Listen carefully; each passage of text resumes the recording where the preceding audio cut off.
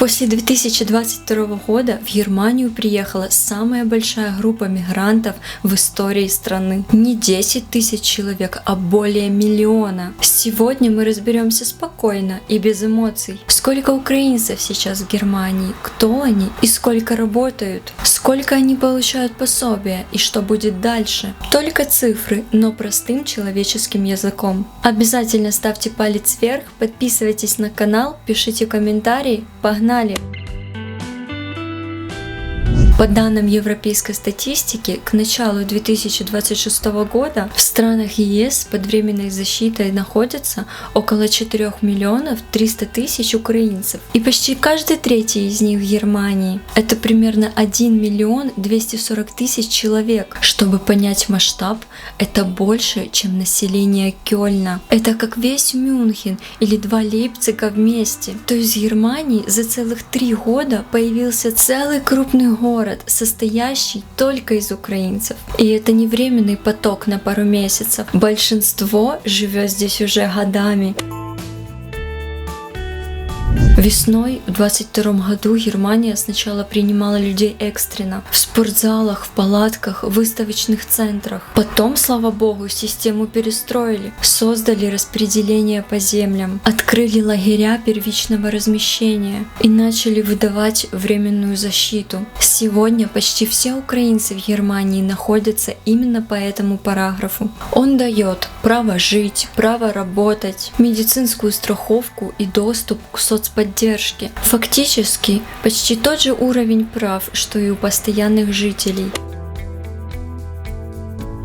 Если посмотреть на структуру, она очень необычная. Около 45% женщины, 32% дети и подростки и 23% мужчины. То есть это в основном мамы, дети, бабушки, студенты и только небольшая доля мужчин трудоспособного возраста. Поэтому в немецких школах сейчас появились 1000 украинских детей. В детских садах слышно украинскую речь. А в магазинах детские товары стали продаваться намного больше, чем раньше. Германия буквально омолодила свою демографию за счет украинских семей. Украинцев сегодня можно встретить в любой земле Германии, но больше всего в Северном Рейне-Вестфалия, Баварии, Берлине и Нижней Саксонии. Почему? Потому что там больше жилья, больше рабочих мест, больше инфраструктуры. Но государство старается распределить людей равномерно, чтобы не создавать перегруженные города. Один из главных вопросов, а сколько украинцев работает?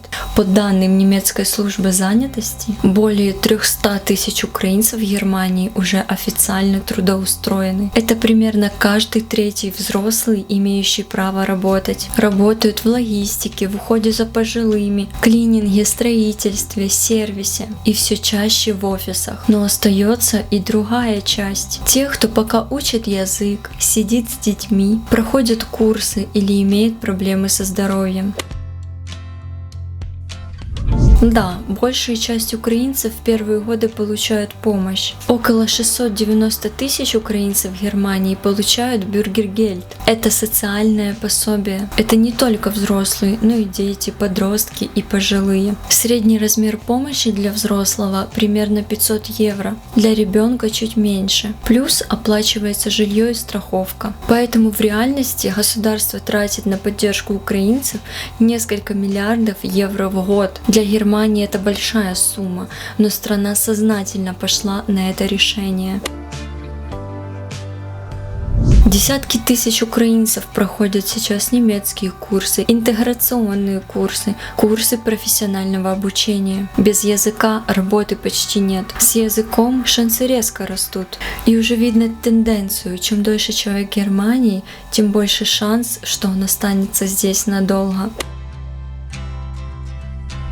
Социальные опросы показывают, 65% украинцев не планируют возвращаться домой в ближайшие годы.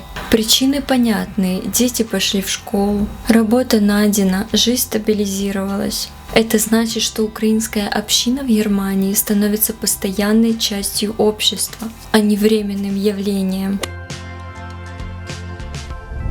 Если подвести итог, Германия приняла более 1 миллиона 240 тысяч украинцев. Около трети уже работает. Сотни тысяч учат язык. Десятки тысяч детей учатся в немецких школах. За 3 года в стране появился новый народ внутри Германии. И эта история еще только пишется. Если тебе интересна жизнь Германии без мифов, подписывайся на канал. Здесь мы говорим честно, как есть.